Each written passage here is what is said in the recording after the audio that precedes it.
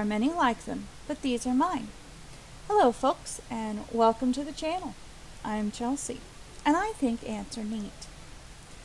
Now, here on the channel, all like 5 of you know me as the mom who plays modded Ark.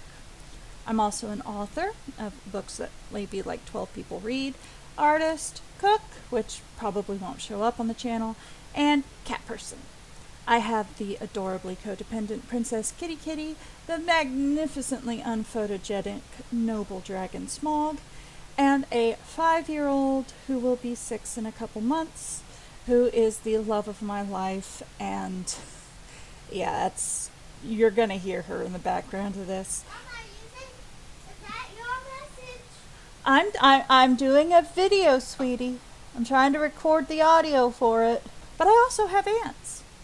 And this is the introductory video for one of my main squeeze colonies, the Monomins. The Monomins are named after their scientific name, Monomorium minimum. I also have a colony of mystery tetramorium, either bicarinatum or immigrans, but they'll be featured in another video. The Monomins are also why I quickly learned to use scientific names for pet ants, because their normal name is little black ants. Not to be confused with these black ants, also known as rover ants, or these black ants, also known as ghost ants, or even these black ants, which are odorous house ants. Yes, these are all different ants. If you try to put them all into the same housing, you're going to have a bad time. This is actually my second Monomin colony.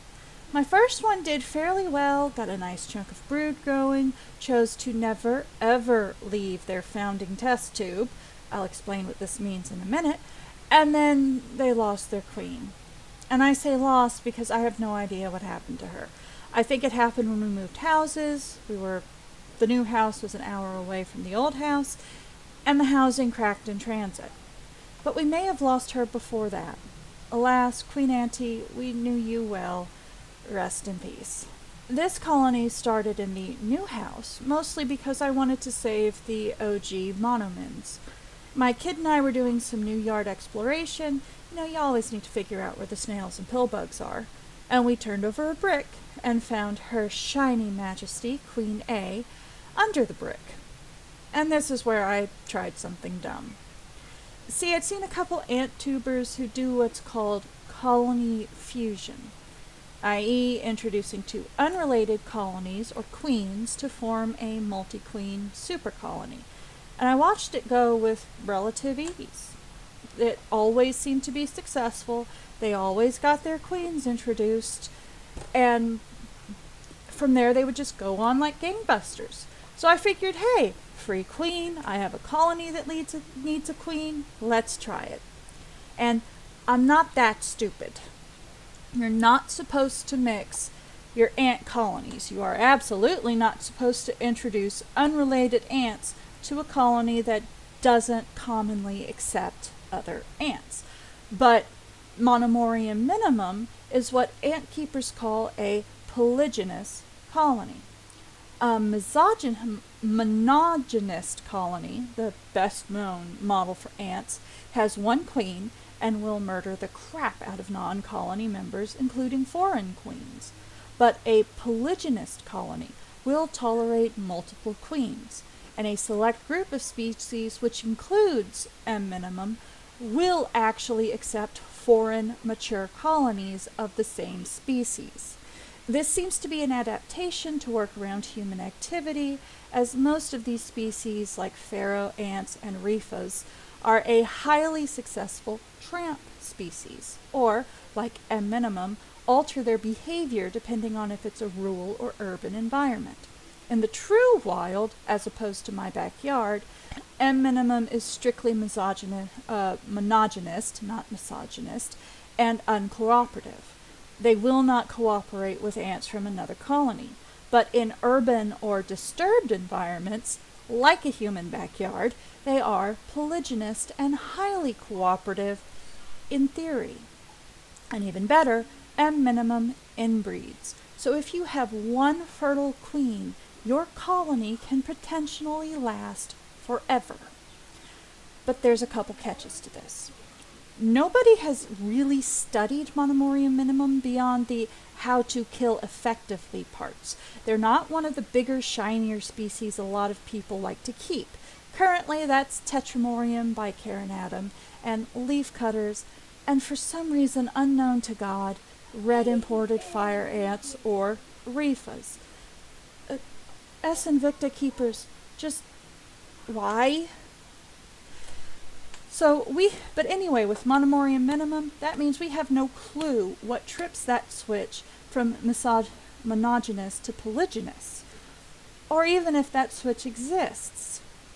You see, myrmecologists, also known as ant scientists, are currently debating if Monomorium minimum is even a species, or if it's actually a species group, meaning there's a bunch of ants that look exactly alike, but are different species, and we just haven't studied them long enough to figure it out.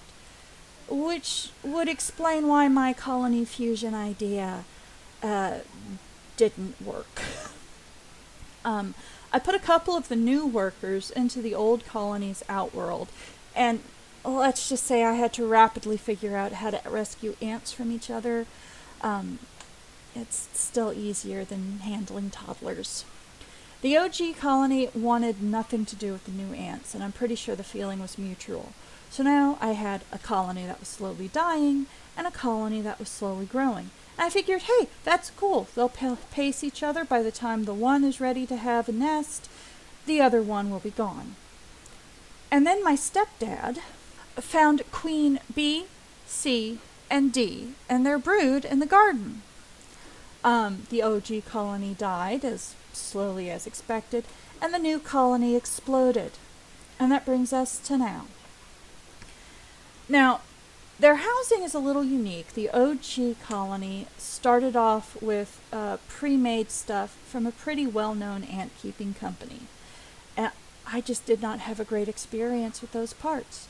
The formicarium was too big for the species, the test tubes cracked, the outworld cracked, and the monomins escaped every single part of it.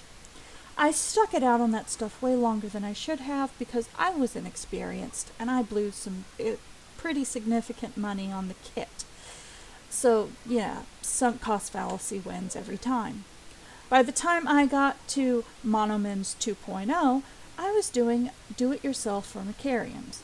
Their first emergency housing, created when I realized colony fusion was a bad idea, involved 2 paint measuring cups, a test tube, the standard starter housing for new colonies, and a lot, and I mean a lot, of hot glue.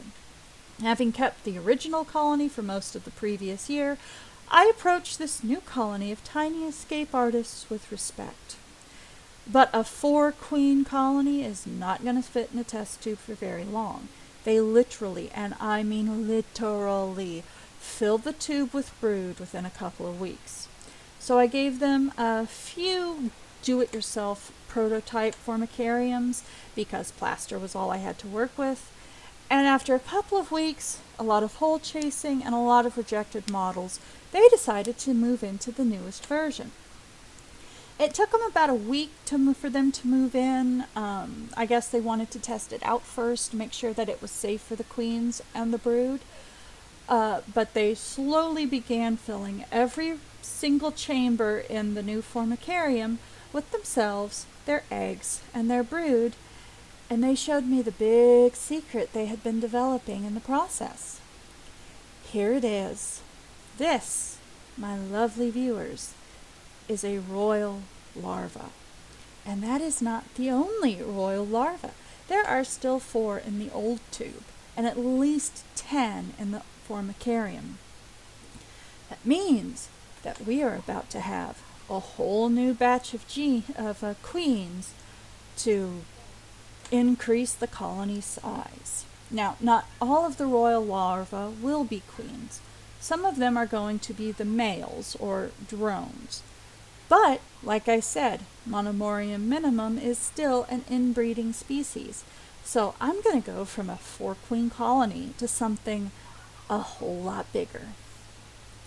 I've also updated their outworld from the literal scavenged trash that I had to use on an emergency basis to something that can hopefully contain the incoming nuptial flights. That's when a queen and a male drone get together and mate.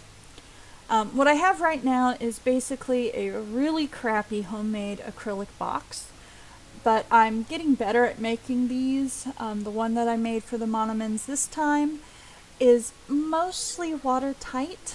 The only leak was a tiny hole in the bottom, and I filled the base with plaster, so that doesn't really matter. Unfortunately, the Monomins are small enough to get out of a pinhole. So if I had left any holes or unsealed bits on the side of the box, they would have gotten out. So far, it looks like they're pretty well contained.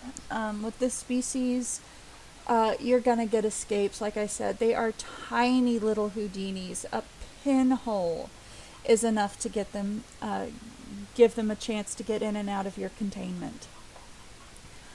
But so far, so good. You'll notice that the outer chamber or the outworld has quite a few test tubes in it. Two of them, the amber colored one is their sugar water supply. A second one is their water supply, and it's also their alternate housing. So if anything goes wrong with their current formicariums, because they're in two different ones now, they at least have a place to evacuate all the brood and the queens to in case something goes wrong. There's also one of their old test tubes in there. It's the one that they were keeping the royal larva in. Mostly it's there so that they'll clean out the last couple of things that are left. They have not done that yet. And you also see the little medicine cup that's in there with bugs on top of it. That is D Colony's quote, cleaning tower.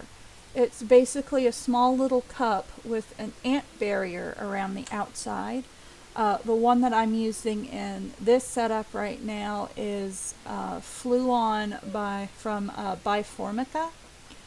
I've also used olive oil and canola oil with varying degrees of success. The problem with the canola oil and the olive oil is that the ants will get caught in the oil and die. Whenever I use that as a barrier, I get a high rate of death in the enclosure.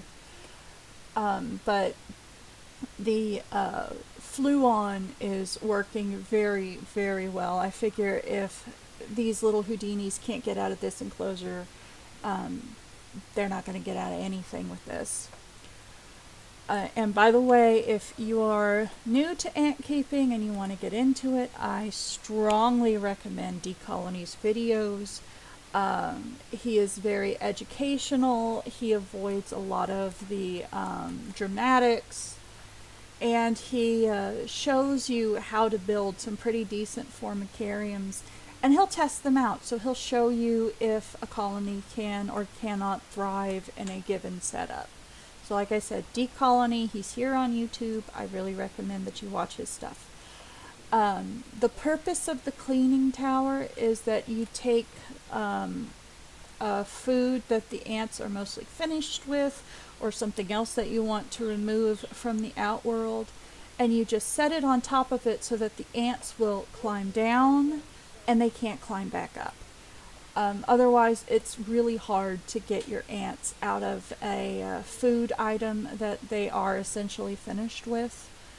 And it's just a whole lot easier to just set it on top of the tower, pick it up and move it when they're done with it. And that is pretty much it. I will definitely keep you guys updated. Yes, honey. That's the kiddo. I'll definitely keep you guys updated on how the Monomins are doing, and you will definitely get to see when the first of the royal larvae hatch, And then when we have the nuptial flight, you'll get to see that too, although I still have no idea how to make a lid fit on top of the box I made for them. It really is garbage. I'm going to make another one. I just have to figure out how to get straight cuts without a table saw, because all I have is a jigsaw and a rotary cutter.